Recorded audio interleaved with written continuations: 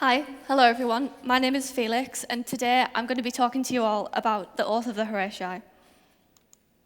Now, when I first came across this painting, it didn't feel as though I was seeing it for the first time, and there was this sense of familiarity that connected me to it instantly. Through my previous studies of ancient history, I already knew logically what story this painting was telling us, but to see it physically depicted in art like this drew me in even further and changed my perspective on it. This is a neoclassical piece painted in 1784 by the French artist Jacques-Louis, and it brings to life the legend of the dispute between the Horatii brothers of Rome and the Horatii brothers of the rivaling city-state of Alba Longa.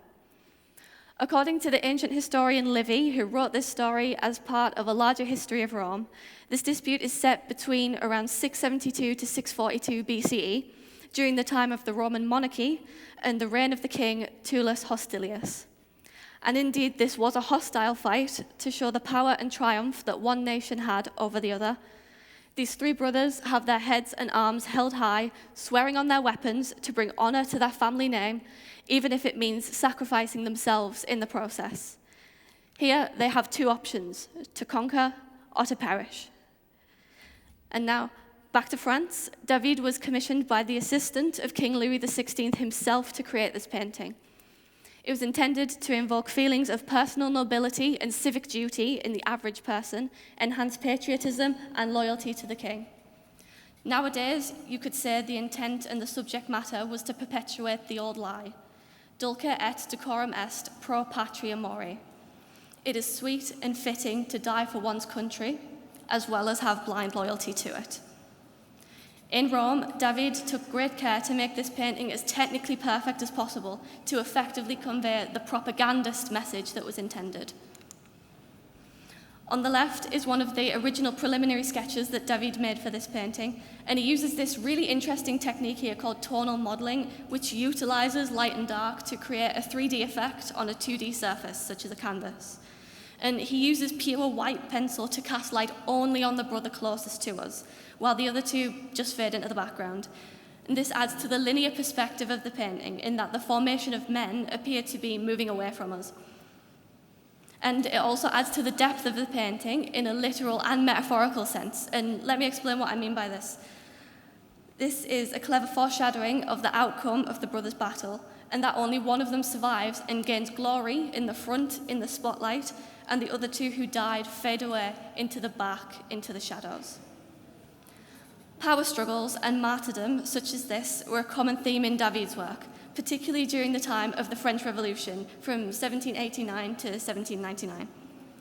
Now, an important figure of the French Revolution was Marat, whose death we see on the right, also painted by David in the same year he died, 1793. Marat was the temporary leader of the notorious anti-royal Jacobins Club, of which David ironically also ended up a member of. He went from painting for the state to actively plotting to take it down through his artworks and then through his politics. 1 year after it being painted, in 1785, the oath was displayed at the Salon Art Show in Paris, so the message could reach a much larger audience. Even more controversy was caused by the delayed entrance it had to the salon and its unfortunate position where it couldn't be viewed very easily had the salon actually extend its opening hours to allow everyone who wanted to see this piece to be able to do so. But not even a propagandist piece such as this could fend off the revolution that would come just 4 years later. In fact, it would be twisted into an emblem of said revolution. In a way, the French people would become the Horatii brothers, arm in arm, prepared to do battle for their country and for their liberty. Now, the painting is absolutely huge in person. It measures 4.20 meters by 3.26 meters, so the figures are life-sized and almost personable to the viewer, who is more likely to see themselves in these noble figures, as was the original intent of the king. However, they ended up seeing themselves as rebels, radicals, and republicans, not royalists or patriots in the typical sense. Another thing about this painting is it has a closed composition, meaning that none of the action spills out of the canvas and everything happening is clearly visible within the frame. And in my opinion, this was a deliberate choice on David's part to create a sense of closeness and intimacy between us as passive viewers and these brothers who are about to lose their lives. This, as well as the knowledge that this moment of oath-taking before the battle wasn't in Livy's original story and was conjured by David himself, gives me the idea that the act in this painting isn't something we're actually supposed to be seeing. This pivotal personal moment between father and sons, reflecting the bubbling political tension back in France, where it is not known who will make it back alive. However, we do know. There's even more foreshadowing, another omen of the outcome in the weapons that they are swearing on. You can see that two of the swords are curved and one is straight, if you look closely. One, of course, for each brother, but it alludes to the idea that their fate has been predetermined by something bigger, and only one brother is destined to return. And another thing I'd like to point out is the manner in which the brothers are reaching out for their weapons. And I hope you understand what I mean by this, but it resembles another very well-known propagandist salute. These men's arms angled upwards towards their harsh weapons and over these slumped mourning women to show stoic supremacy over irrelevant emotion. The woman in white is named Camilla and is the Horatii sister. She was betrothed to marry one of the slaughtered Horatii brothers. Now, after the battle, the one surviving brother, returning home in a primal rage upon seeing her mourning the love of her life, he killed her too, and said, "So perish any Roman woman who mourns the enemy." And this is reminiscent of the times that David lived in, where it was necessary to put the greater good of the collective over anything else, even at the cost of love and family and interpersonal relations that had to be overlooked in favor of the bigger picture.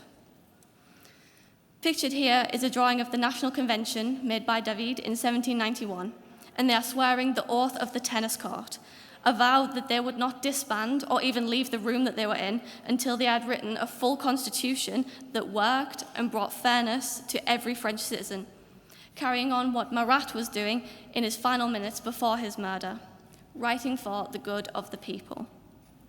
And you can see it again here, this empty space at the top of the drawing, similar to the death of Marat, representing the unknown, untapped potential for the formation of a new France. And again, all these outstretched arms, like in the Oath of the Horatii, reaching up for this new France, swearing this oath to fight for the people to get it, even with the enemy right outside the door.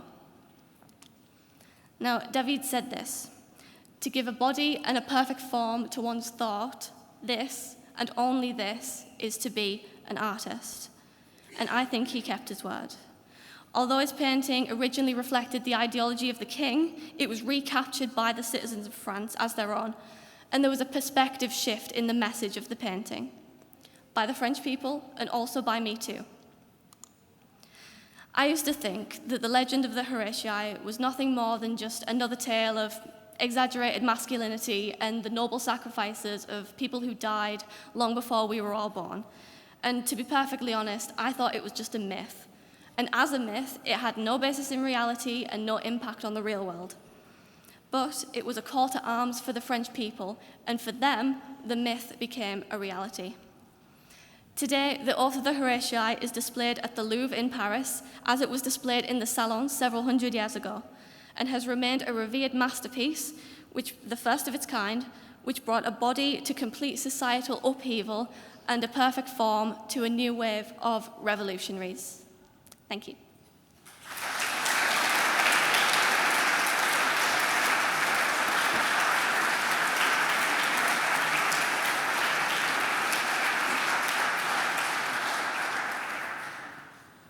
Thank you very much, Felix. We've been introduced in your talk to how a picture changes in meaning over time. David, of course, and you make the point, he sort of switched sides and adapted to political circumstances, which makes him a really interesting artist.